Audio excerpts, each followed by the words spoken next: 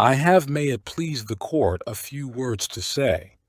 In the first place, I deny everything but what I have already admitted of a design on my part to free slaves.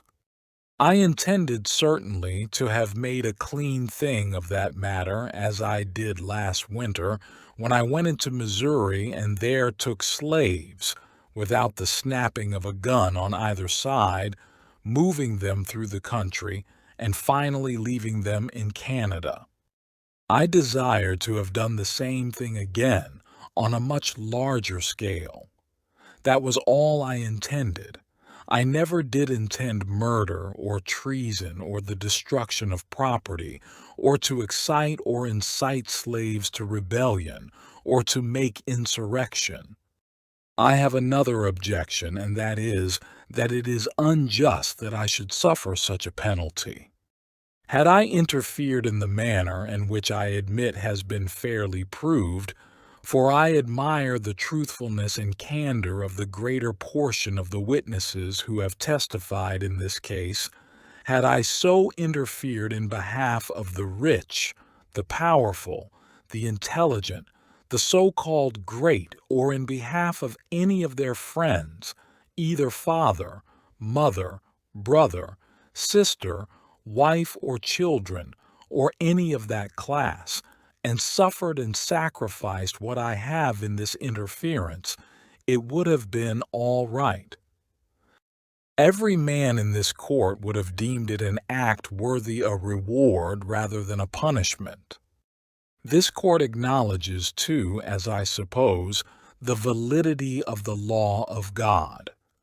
I saw a book kissed which I suppose to be the Bible, or at least the New Testament, which teaches me that all things whatsoever I would that men should do to me, I should do even so to them. It teaches me further to remember them that are in bounds, as bound with them. I endeavored to act up to that instruction. I say I am yet too young to understand that God is any respecter of persons. I believe that to have interfered as I have done in behalf of his despised poor was not wrong but right. Now, if it is deemed necessary that I should forfeit my life for the furtherance of the ends of justice, and mingle my blood further with the blood of my children, and with the blood of millions in this slave country whose rights are disregarded by wicked, cruel, and unjust enactments, I submit. So let it be done. Let me say one word further. I feel entirely satisfied with the treatment I've received on my trial. Considering all the circumstances, it has been more generous than I expected, but I feel no consciousness of guilt. I have stated from the first what was my intention and what was not. I never had any design against the liberty of any person, nor any disposition to commit treason or excite slaves to rebel, or make any general insurrection. I never encouraged any man to do so, but always discouraged any idea of that kind. Let me say something also in regard to the statements made by some of those who were connected with me. I hear that it has been stated by some of them that I have induced them to join me, but the contrary is true.